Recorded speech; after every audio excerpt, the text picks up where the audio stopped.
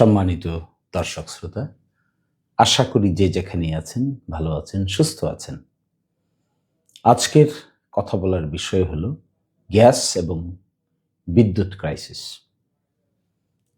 এটি একটি সত্য কথা যে গ্যাসেরও ক্রাইসিস হচ্ছে, বিদ্যুতেরও ক্রাইসিস হচ্ছে এবং অস্বাভাবিক রকমের ক্রাইসিস হচ্ছে।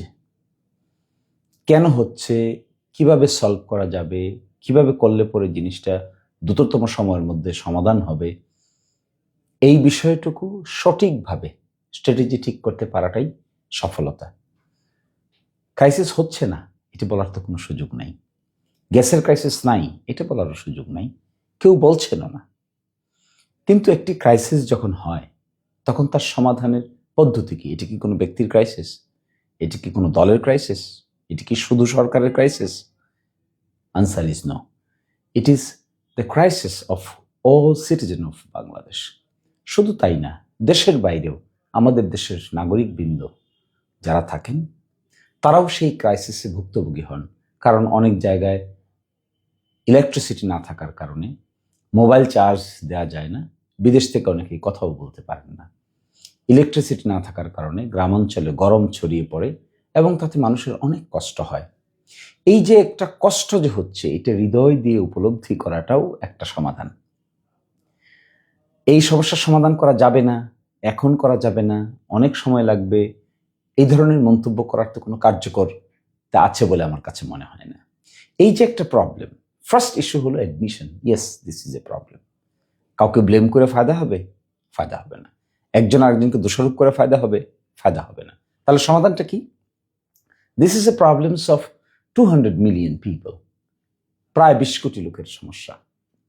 এই সমস্যা সমাধানের জন্য যখন মানুষ দেখতে পাবে যে সরকার, বিরোধী দল সকলেই এই প্রবলেমটা সলভ করার জন্য ইউনাইটেডলি চেষ্টা করছে, এইটাই একটা নেশনকে হোপ জাগিয়ে তুলে, আশার সঞ্চার করে। কখন? যে একটা প্রবলেম যখন আসে, এই প্রবলেমটাকে সলভ করার ক্ষেত্রে যখন একটা ইউনাইটেড মুভ নেওয়া যায়, তখন it becomes a national issue. এখানে ইগোর কিছু নাই, দোষারোপের কিছু নাই, ব্লেম গেমের কিছু নাই। This crisis is real crisis. এখন এই ক্রাইসিসটা সলভ করার জন্য ওয়ান অফ দি ইস্যু হলো সকলে মিলে সম্মিলিত প্রচেষ্টা চালানো। কেউ কাউকে চ্যালেঞ্জ দেওয়ারও কিছু নাই। চ্যালেঞ্জ দিলে কি লাভ হবে?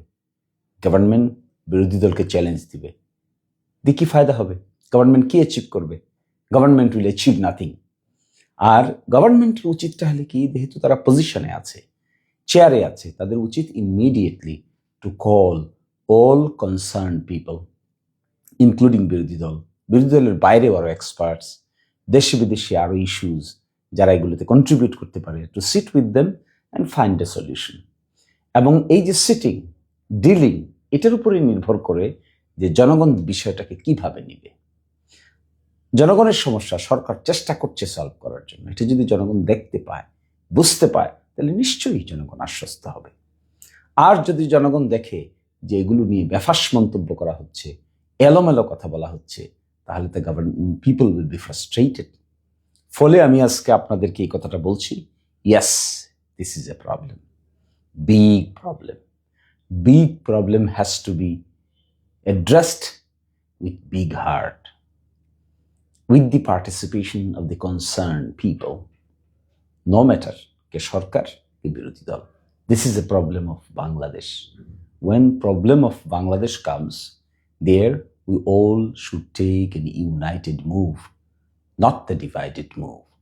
আশা করি আপনারা দ্রুত সকলেই সরকারের পক্ষ থেকে সকলকে নিয়ে এই প্রবলেম সলভ করার জন্য উদ্যোগী ভূমিকা পালন করবেন। দেখবেন মেন্টাল স্ট্রেস থেকে বাঁচবেন, মানুষও মেন্টাল স্ট্রেস থেকে মুক্তি পাবে, সকলের মধ্যে আশার সঞ্চার হবে। ইয়েস, দ্য নিউ বাংলাদেশের নেতৃবৃন্দ, they are trying to solve the issue of the people.